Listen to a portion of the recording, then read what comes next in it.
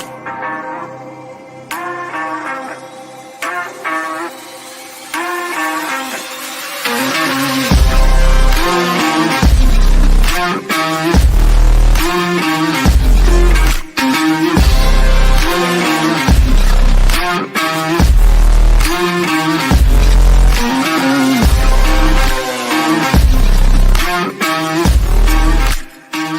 man, every day getting closer to Selection Sunday. It's a little bit maybe over discussed, but I don't really think so because we only get a few days here to enjoy the build up. So I'm not going to waste much time here bringing in my guests. It is the Justin Perri Show, Bracketology, panel number 2. Today I will be joined by Tyler of Projection Sports and Bracket Dom, who is both of them doing great work in terms of their Bracketology. Bracket Dom, kind of one of the leaders. We're going to have another fun leader on the show, but we like challengers. We like leaders. I kind of feel like I need to start submitting to the bracket matrix, but let's bring these guys in. We're going to have another great conversation. It is Bracket Dom and it is Tyler from Projection Sports. Guys, welcome in to the Justin Perri Show. Dom, it's a fun Wednesday of college basketball. I mean, there's games on right now that I'm sure we're all going to be looking at the screen during the show, which is part of the fun. But how you doing, man? Welcome in. Doing fantastic. Yeah, I got 3 games already on right behind me right now, so hopefully that's not distracting me too much from the show, but really excited to be on and talk some brackets, as always. Let's go. I'm excited to have you here. And Tyler, I've been a fan of yours, Projection. You guys are just, honestly, I think, doing the world a great service putting out those gorgeous graphics on top of just being a contributor in the bracketology space. Welcome into the Justin Perri Show. Tell the people a little bit about yourself if they don't know you, and then I should let Dom do the same thing after. Yeah, sure. Thanks for having me on the show. It started out doing these schedule graphics during football season, and then I got enough feedback that people wanted me to start doing hoops too, and I love college basketball the best, so just kind of made sense to keep rolling into basketball season, and this week is just perfect, like killer graphics every day because there's so many games, so this is one of my favorite weeks of the year. I love it. I love it. So you do a little bracketology, you submit. How has your process been in the last couple of years in terms of getting your feet wet into it? And then, I don't even know how many years Dom's done it, but we'll get to that in a second. Yeah, well, I'm not on Dom's level, obviously, but I mean, I know. It's a little. I'm like a middle of the pack bracketologist, so. It's fair. I'm a bottom of the pack, so we got all walks of life. Yeah, so like a few years ago, I just started putting out brackets, and then last year is when I found out about the bracket matrix. So that's when last year was my first year getting on the matrix and being able to see where I stacked up with all the nation's best bracketologists. And like I said, I was about middle of the road, so hoping this year that I can creep up a little bit.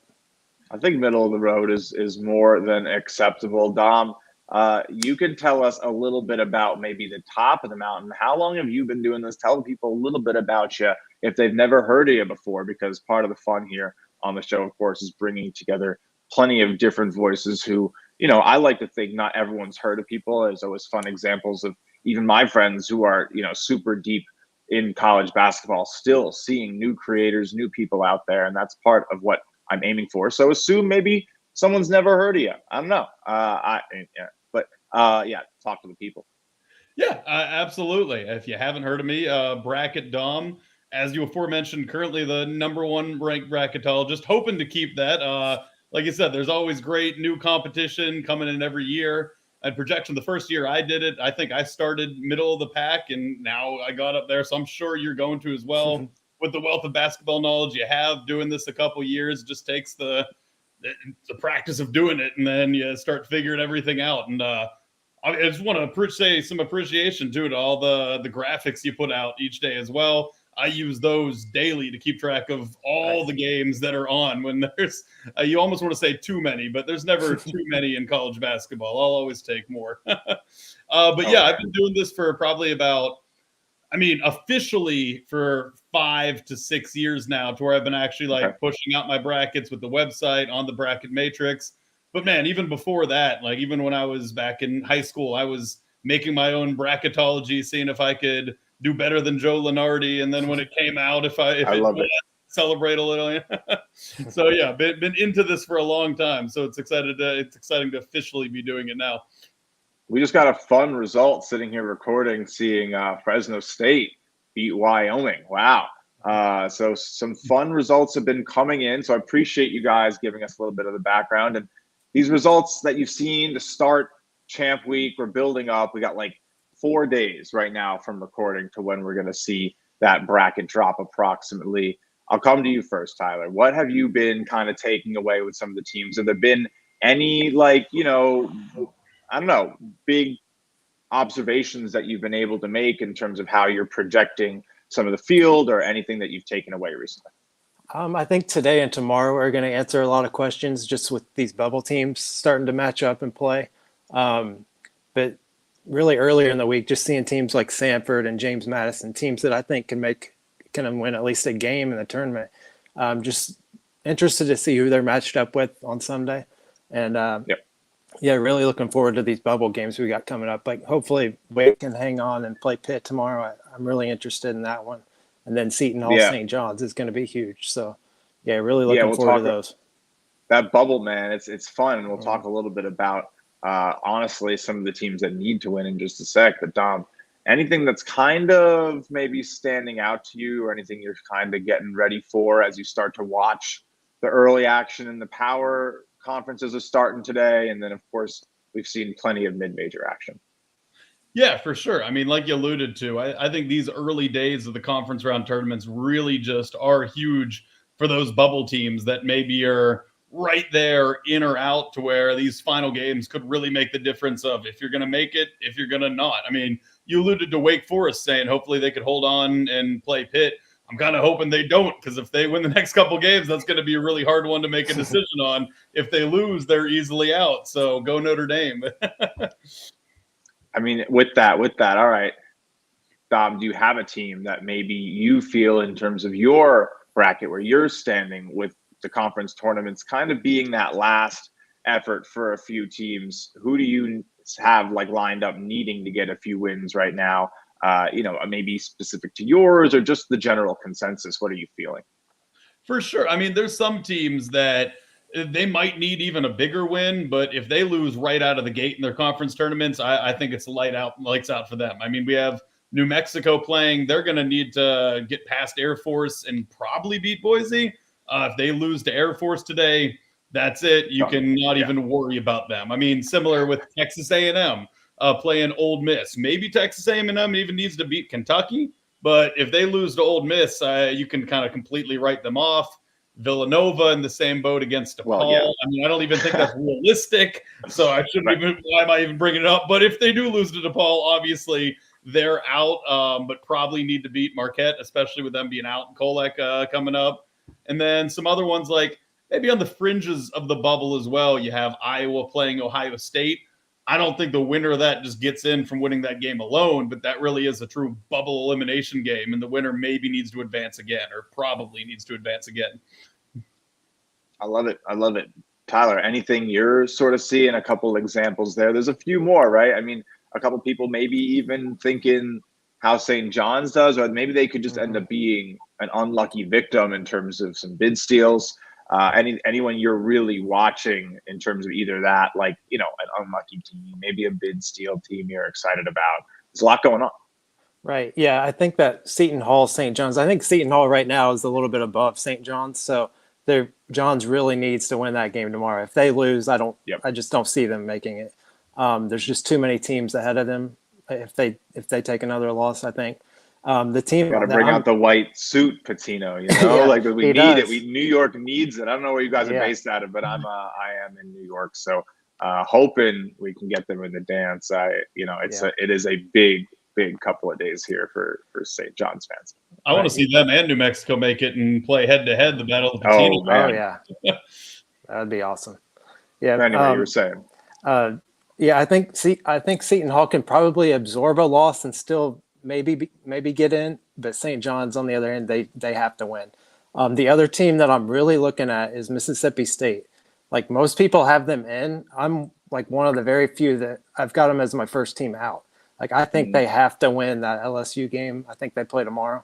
I think they have to win it. I just don't really love their numbers. Like they have the home win against Tennessee and Auburn, but other than that, I mean, there's just not a lot of meat on the bone for them with me.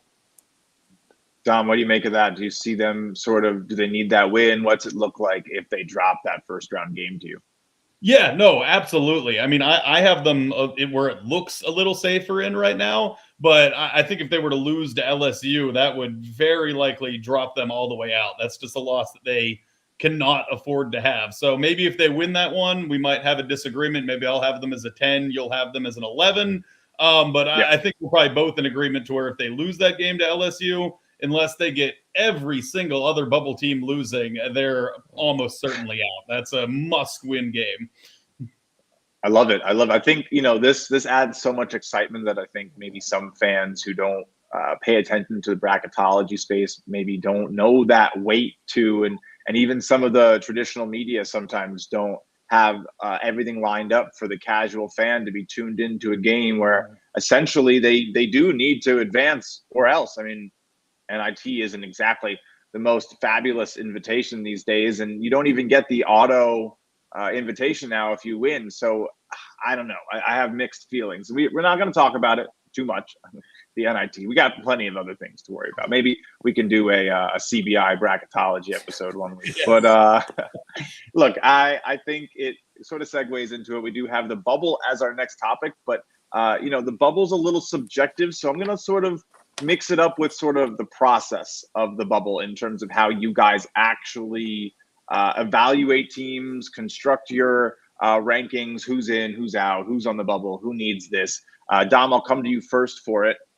I understand it's a rolling 5-year average, how it works. You could have a bad year and drop to like 13th next year, but you do technically hold the crown, and it's kind of fun to have you here, and we appreciate your time, Your Highness. So talk to us a little bit about the process that has gotten you here. Yeah, absolutely. I mean, it really just comes down to looking, and I'll just simplify it, looking at the same team sheet that the committee is going to look at. Obviously, it breaks up all of their wins into the 4 quads, Q1, Q2, Q3, Q4. A lot of people dislike that system, but I think from a bracketologist perspective, it makes it a lot easier to kind of sort how good your wins and losses are and to compare them to other teams. But even though I think maybe it should just be dependent on who you beat, who you lost to, obviously then you got to look at the metrics, which make a huge impact as well. Obviously, KPI and strength of record in terms of really just metrics that determine who you beat, who you lost to. And then the BPI and KenPom, which are more just kind of predictive metrics, which say, maybe you didn't beat these teams, but we think you're still better than them. Right. And I think what a lot of people don't realize, too, is just where those different metrics kind of have different weights. The predictive metrics are weighed pretty heavily into seeding. You could have an amazing record, but if the predictive metrics don't really like you, that's probably going to bump you down. Where the results-based metrics, those are the ones that are really key for those bubble teams, that KPI and that strength of record. So really it's those result-based metrics that are determining, not fully determining, but are playing a much heavier factor into who gets in. And then once you're in, once they've determined the 68 teams, those predictive metrics are going to play a heavier factor into moving teams up and down the seed list. Amazing. Little joke. Now, I'm not trying to get them to reveal their brackets early. It's okay. We're not here to do that. It's all right. I understand. Exactly. There's too early of an ask, but that is really awesome information. I'm sitting here learning stuff myself in terms of what might be weighed more. I mean, you guys obviously know I do a lot of work with predictive metrics in terms of getting advanced stuff with Shot Quality, and part of the fun, and Shot Quality does help sponsor the show here at the Justin Perri Show. So we do give all of our guests a free month of access to data. So I'm going to hopefully get you guys checking it out, enjoying it on the house on Shot Quality. And if anyone in the audience is interested in it, you can just use my first name as a nice code to get a good deal. I think half off your first week or something. I don't know. We got plenty of cool stuff coming. This isn't a Shot Quality show per se. It's my show. I do what I want. But we do love predictive metrics. We do love a data analytics side. Tyler, how does the data sort of impact your process? What's your process like? And what do you make of what Dom just said, because honestly, I loved that. Yeah, that was great. I can't explain it as good as he did, but I really like to look at the records inside the quadrants.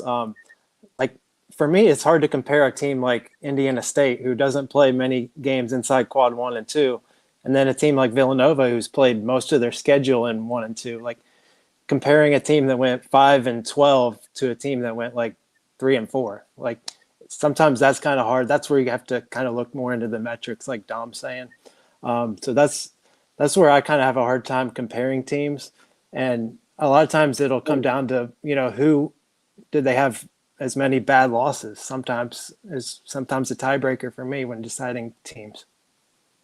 Yeah, no, you look, I love it. And you brought up a little bit of a hot button issue, a topic that we actually had as our question of the day on Monday's Bracketology episode, because it was fresh in everybody's mind, the Indiana State Sycamores. So Tyler, what do you make of this team? Are they in your field right now? Are they getting a bid, or like what's going on? And then Dom will come to you on everyone's favorite mid-major team next. Yeah. So I'm like most people. I hope they get in.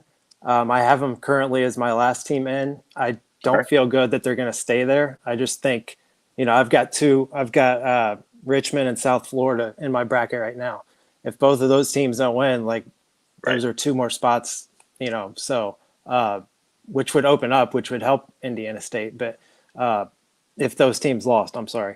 But I think there's too many teams that are going to be playing each other. So one of those teams has to win, which is going to bump them up. And Indiana State has no more games. So they're kind of just stuck in the mud. So some team is going to pass them. So I don't feel real good about them staying in, honestly. Tragic news. We all love it. I mean, you love the powder blues. Dom, what do you make of the Sycamores? Are they your last team in, your first team out? What are they hoping for? What's your thinking in terms of what the committee might do this year? See, I think they're a true 50-50 coin flip at this point. Wow. Heck, if you look at the odds, there's even odds for some of these teams making the tournament or not. You go to FanDuel, I think they're -115, -115 on both sides. So always, I'm not going to base my bracketology off that, but always nice to see that and see that it kind of matches with what I currently have, with them being right there on the cut line. One thing that kind of did actually give me a little confidence in them today is when the committee chairman was asked about it, he said they were aware that their Q4 loss to Illinois State was without Kent, who's one of their more important players.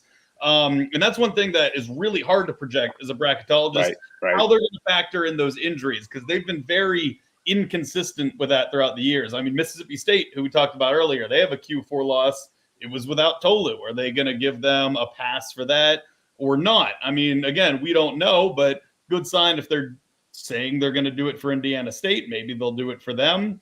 And I mean, just a gut feeling. I feel like the committee chairman isn't going to come out and say, hey, we're aware of this and we're going to almost let it slide for them, if they weren't seriously considering having them in the field. So I think they have a good chance. And like you said, too, it's just going to come down to how the other teams do in their conference tournaments. I too have Richmond and South Florida projected as the AQs. But obviously, like you said, if FAU, if Dayton win those two conferences, opens up two more spots, I would have Indiana State in right now. So it's just they're sitting back and just really hoping for the right results to go their way. But I think their resume is right there borderline.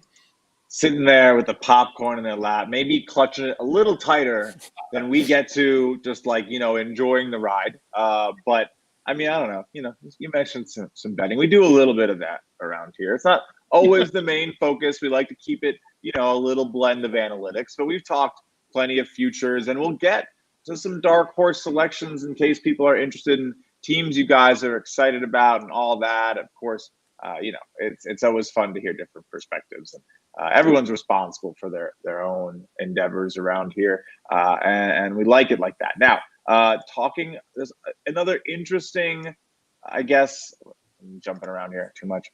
Interesting topic is the committee. I think there's like some mystique to this group of people, and of course it changes. There's new members. They add. I don't even fully 100%. If someone asked me how it worked, I personally could not swear by my life that I would get it right. So talk to the people at home, because I'm like supposed to be a college basketball expert. So if I have some difficulty fully understanding it, please tell the people who definitely, there's going to be someone out there who's like, thank God they told me what this is. So Dom, I'll come to you. Maybe demystify it a little bit, and maybe answer the question of, are you really trying to predict the true field, or what the committee thinks the field is? Yeah, it's spot on. What I'm doing and what most bracketologists are doing are really just trying to predict what the committee is going to do. So you get people yelling at you on Twitter saying like, how dare you have this team above this team? And I'm like, I hear you, man. If I was on the committee, I would swap it the way you want it. But I don't think the committee's gonna, and that's what I'm trying to project is what they're going to do.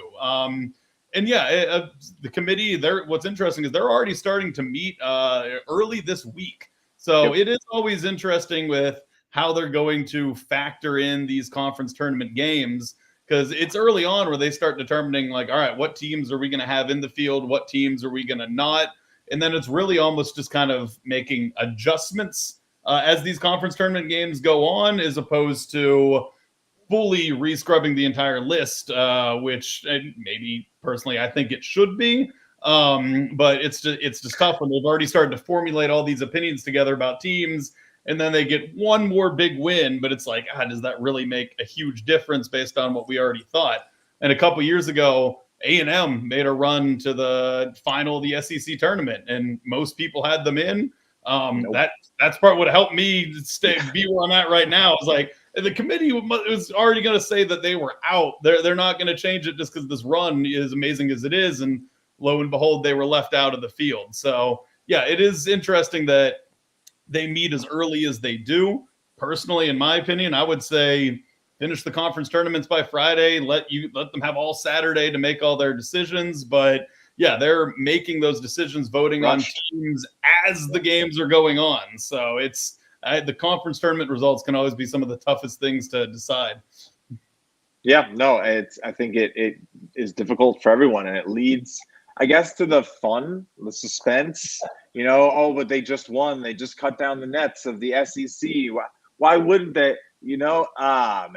And then your dreams get cut short, and you get these crazy stories of the teams of what could have been if they continued that run. Tyler, what do you make of that distinction of the actual best field versus what the committee is going to select? Do you agree that that's kind of what you're going for, more the committee's feeling, or where are you at with it? Has your methodology been a blend of it? I don't know. It'd be so interesting to see what like the bracketologists would think the actual best field is, not trying to just get it right. But that's a different sport. So anyway, please. Right. Yeah, I think those are two totally different things. Different sports, yeah. Yeah, so we're all trying to get as close to what the committee decides so we can get those scores up there with Dom.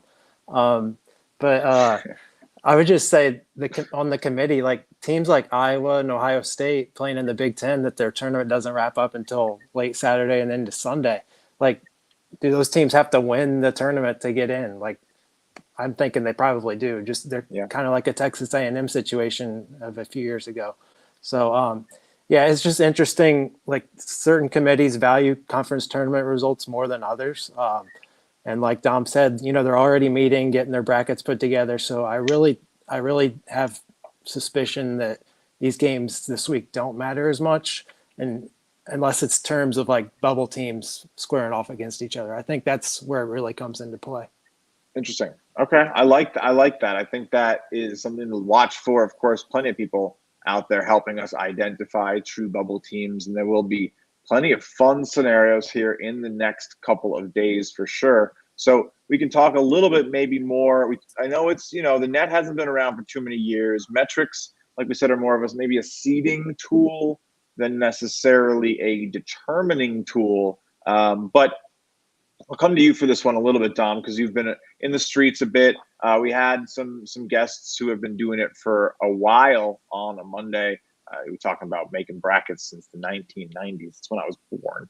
I love the experience. Love getting schooled. It's part of the fun here of hosting the show. But what have you noticed any shifts over time? Maybe just as a fan. I mean, you don't have to always be the bracketologist, as a fan, in terms of what's been going on, in terms of who's been getting in and what's been favored. So maybe the people at home can kind of try to watch for it and tell their friends, hey, look, if this happens, maybe they're going to get in.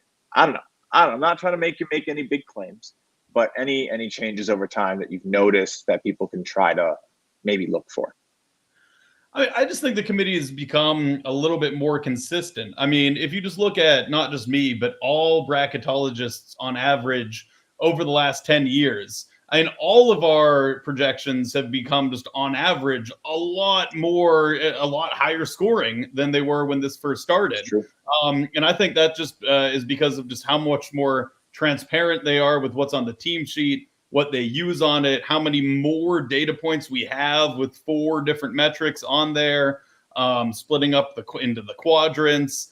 So I would say not as much of a change, just in terms, but just more of a change of them and their consistency, where you're not seeing a team that is seated 3 spots higher or 3 spots lower than you think they should based on what they say that they value. I mean, and nowadays, if I scored this year what won the bracket matrix 10 years ago, I'd probably be below average. So that just shows how much more, and you can say bracketologists are getting better, but I think the committee is just getting better at actually using the data points that they say they use, which makes it easier for us to project. Interesting. That's very interesting, because it goes along with one of our guests on Monday. We'd like to keep things a little tied together, some good plot arcs. So if you listen to Monday's show, you remember Coleman Crawley came on. I don't know if you guys know Coleman. Coleman is the man, part of the SQ team, goes around to all the mid-majors, watches the game, records them, is yelling from the sidelines, is exactly the type of fan all these mid-majors want out there. We love him. He has this hypothesis, and I don't even know if he's going to like me talking about it. But, the bracket matrix average has been like super, super predictive to like a point of mathematical anomaly, or just the truth that it may be the average is better than any one right now. I don't know. Tyler, I'll come to you. What do you make of that hypothesis? Do you find that it's maybe, does that mean it's getting easy? I don't know. What do you make of that? I think the closer you get to the end of it, I think you see more like less variance. So more people are like squeezing in with the same teams and the same seed line. I think it's becoming a little more like trusting the data, but also some people, I think, look at other scores and they don't want to be too far off. So I never try to base my brackets off that. I want to see my true, like how I have them standing. They're all looking at bracket down. How can I not be too many points off? No, but all right, we'll go to one more. Before I submit my final one, put out just a terrible bracket. See if I mean, I've heard the tinfoil hat theories that the top bracketology people trying to compete will throw out like a red herring and see who's copying them by putting in like a team that shouldn't be in the field, like in their first 4 out or something, or last 4 in, to see who trickles around and that type of thing. Man, I don't know. I'm just sort of getting involved. We're doing the Bracketology Week, having some fun here on the show, which if you are just joining us for the first time, Monday, Wednesday, Friday, 4 p.m., some late night streams. We were hanging out last night talking some picks with Kyle Hunter, who is a bona fide legend himself. That was a fun conversation, some good stuff. Maybe good for a day or two here as conference tournaments continue to tip off today. A few, second round, plenty of time to get involved with some of these teams still, if that's your prerogative. But we have, I think, a good question here about the field. And Tyler, I will come to you with it. Anyone who, we talk about that difference, right? Your field of top teams versus what the committee is going to do. So this is where we can kind of get some perspective. Is there a team that you feel, if like you were the committee, that you would have higher or lower, effectively meaning who you think could be under or overseeded based on current play? It's a complex question, but who's better than their number? Who's worse than their number right now? Yeah, that is a tough question. I think tough one. I think a team like St. Mary's, like they sometimes, like some nights they look like they could be like a 4 seed, and then you got the home game they lost to Gonzaga where they couldn't score. They look like a last four in type of team. So those type of teams, like, seed them anywhere, and it's just you don't know what you're gonna get. So that's a team. And then for me, it's always the middle of the road Big 12 teams. So like Texas, Oklahoma, TCU, they're all around that 8-9 range. Like all of them could be second weekend teams, and then they all could lose that first game. So it's just, I don't know what to expect with them. That's valuable information, right? Because that in and of itself, the plausible outcomes, the distribution of where the teams are, is part of analyzing, creating your bracket. And we're talking bracketology. That has very little, there's a big line in the sand, right? The minute the bracket's released, the bracketology is kind of like, all right, cool, done, feet up. Bracket Dom goes on a vacation. He's in Cancun. It's basically season over type of vibes for you guys in terms of predicting the field. But we'll get to that in a sec. Dom, what is your take on maybe a team that could be under or over seeded based on the committee's method versus who you actually think is a good basketball team? Yeah, and I'm going to agree with the committee on these. I got two teams that are my last four buys and last four in, Michigan State and Colorado, that have not done anything enough to be warranted being any higher than where they currently are. But like we talked about earlier, if you look at the predictive metrics, they say these are two really good teams, and I've watched them, and I think they're two really good teams. I just think that they just keep falling short in tight games. They just haven't been able to get it done down the stretch. And now can you say, oh, maybe those teams just aren't clutch despite all the talent they have? Or maybe they've just had a little bit of bad luck. If you replayed the season, they probably have won a few more of those games and be seated a little closer to where they should be. So those are two teams that might just sneak into the field. But if they start kind of just playing towards the level that they're actually supposed to be at in the tournament, don't be surprised to see them like in a pick'em game in a 7-10 or a 6-11 just because of how good that they should be and potentially are. I love it. Let's type. Welcome to New York, everybody. No, I love it.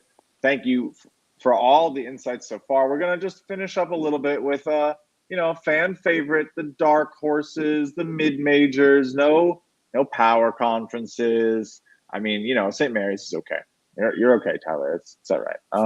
But talk to me about someone maybe you've seen and already punched their ticket that you're excited about, that maybe can prove themselves in Dayton. I don't know. I'll let you guys run with it. Our last topic of the day, it's the dark horses. Tyler, you go first.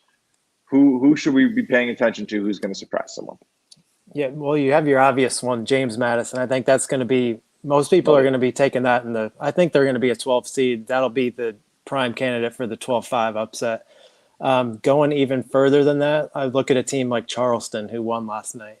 I've got them right now as a 14. They've got tournament experience. They returned a lot of guys from that team last year. They're a team to watch. And right now in my bracket, I have them slated to play 3 Kansas. How would Kansas match up with Charleston with the injury concerns they have right now? That'd be a fun game to watch. So Charleston would be my dark horse. I love it. Going to be very interesting to see, people sort of keying in. We got tonight here, Wednesday, going to see what goes on with that Cincinnati-Kansas game. Kansas essentially saying, hey, we're going to rest our guys. We're going to look forward. I don't hate it, especially with where they're at. When you're banged up, what can you really do? But that's not a topic for right now. We could talk about that some other time.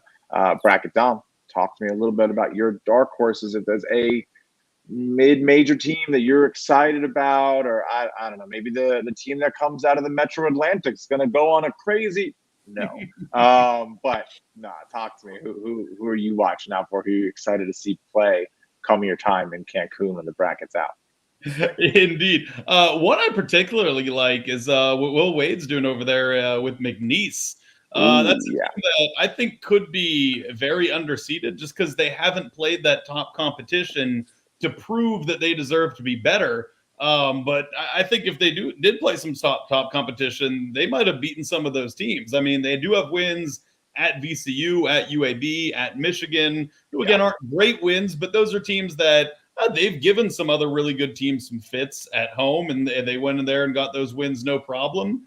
Don't really have any bad losses. They've just rolled through the Southland. I think they're like 17-point favorites in the championship game tonight, and they probably cover that. So this team is just a wagon. They're coming in with confidence. Only maybe worry is just the fact that they haven't really played any great competition to where they'd be ready to play those top teams, where someone they're playing or used to playing those top teams every single night. But I think they have the talent on their roster to be able to give anyone a game in the first round. And yeah, Mike. Oh, sorry. Go ahead. No. I was just to say they're scary. Please, what else you got? Yeah, no, love them. And then just one other one, UC Irvine. I think out of the Big West could be a sneaky good mid-major pick as well. Watched them earlier this year go to San Diego State. Really tough place to play, obviously. We're undefeated at home in conference until Boise just beat them there on that last night. And UC Irvine honestly should have won that game. I think the Big West is an underrated conference as well, and they've looked very impressive in it. Obviously won a game at USC as well, and USC's been a terrible disappointment. But, I mean, on the road for a mid-major beating a team like that, still impressive. And they got some guys. They just got some dudes on their team. So watch out for McNeese and UC Irvine, both in the first round. All right. We got some good ones. I like it. I'll give you one more. We'll go one bonus question, one little encore, and then we'll get out of here.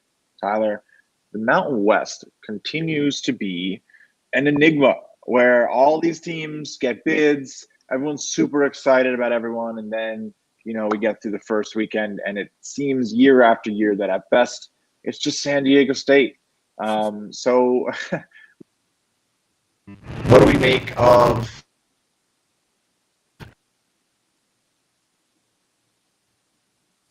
You kind of broke up there. Yeah, my mic unplugged just now, so my apologies. You guys still got me. That's a little awkward on the Justin Perri show. No mic, it's all right. For people who've been here for a long time, you remember that move is one of my personal oldest. But nonetheless, what do you make of that Mountain West there, Tyler? Do you think that we'll see a little bit better success? With that many tries, like statistically, it's bound to happen. We're going to get 2 or 3 teams coming out. Some of these teams are very formidable. I like Boise a lot. Nevada's looked great. Colorado State is fun as well. It's going to be an exciting thing to see. What do you guys predict to happen with the Mountain West? Tyler, you can go first. Yeah. Right. Yeah. I think this year, just by having more teams, they increase their chances of having more success. So I think if they could get 3 teams into the second round, it'd be a success. I really like Nevada too. I think just the road environments they've gone in and won, like inside the league, is really impressive. San Diego State has that tournament pedigree, so they're one to watch. That's me. We got bombs going off. We got apparently the hottest take that has ever been dropped is coming down large. We got the big boy Tom. We'll let Bracket Tom drop that to end the show. But sorry, Tyler, you were saying? No, that's all good. But yeah, so I'm looking at Nevada and San Diego State as two that I could see making a little bit of noise. The others I don't have a ton of faith in just because I haven't seen it in the past. So I'm interested to see how they do. And then also I'm really interested to see if UNLV can do something in the Mountain West tournament. Like I'd love to see them go on a run and potentially win that thing and for sure get us 6 Mountain West teams in, because I think New Mexico probably has to win at least 2 games to get in. I don't really like where they're at right now. So that's fair. I like it. All right, Dom, not that you have to live up to literal sound effects on the show. What are we dropping here on the Mountain West? What do you got to say on this hot button issue? Probably not to live up to that, but I think the Mountain West is a very deep conference, and it's gotten an unfair rap the last few years just because, and it doesn't have a bunch of top teams, but that doesn't mean all these teams don't deserve to be in. They have a bunch of teams that are like in that 6 to 9 seed range. And those are teams that are expected to maybe win a game, and it'd be an upset if they went to the Sweet 16.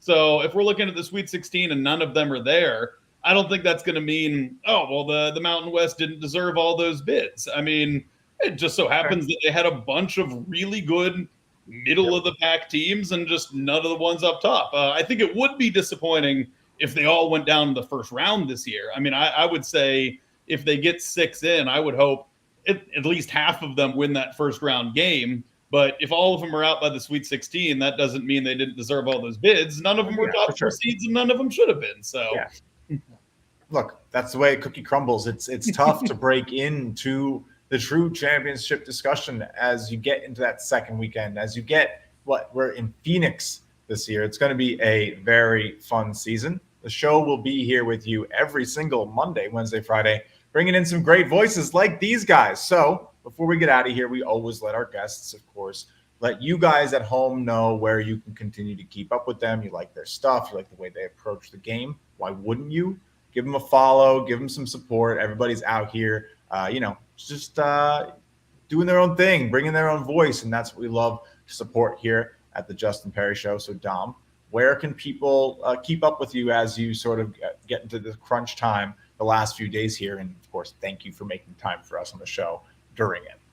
Oh, of course. Absolutely. Anytime. Follow me on Twitter, just simply at BracketDom. You can find my links to my updated bracketology there. And then anytime there's been a wave of 5 or 6 bracket impact games, always posting recaps of what went down and how they might affect the bracket. So if you want to kind of keep up with live updates of what games are meaning and whatnot there. And then if you want to just skip right to the bracketology itself, you don't want to read all the nonsense I put on Twitter, you can just see that at bracketometry.com. Bracketometry. Yes, we love it. We love it. And that is the, if you go to the veterans on Bracket Matrix, the number one in the last 5 years, we're just going to put that out there. Congrats on that. Hopefully I stay there, but there's a lot of people riding my tail. Good luck, my friend. I'm excited to hopefully have you bringing it back. We might have to do like a game show, get all you in the top bracketologist survivor style presented by the Justin Perri Show. Be a good time. Be a good time. But anyway, Tyler, let's get out of here. Tell the people at home how they can interact with your stuff, what you're working on, and where they can find it. Yeah. Projection Sports on X, formerly Twitter, at Proj Sports. You'll see my schedule graphics every morning, all the conference tournament brackets each morning. If I can't stay up all night till the end of the WAC and Big West games, I'll finish them up in the morning and get them posted out. So, yep. No, look, between these guys, you're going to stay up to date on every game you need to watch, every big result. I mean, again, so excited that both were able to join me, talk a little hoops, what we do every single Monday, Wednesday, Friday here on the Justin Perri Show. So a big, big thank you to my guests. We'll let them go. Thank you guys for joining me. Tyler, Dom, we will have this up, of course, Apple, Spotify, iHeart, Amazon, podcast format, lives here on YouTube. We'll maybe have a midday show tomorrow or the next day. So hopefully more guests coming. Got a good one for you Friday, 4 p.m. The current top bracketologist, no disrespect to our good friend Dom, but Jake Leiker, who did win last year, will be joining us on Friday. So keep it right here with the Justin Perri Show. We'll have elite conversations every single show. That's what it's all about. So thank you for tuning in, and we'll catch you next time.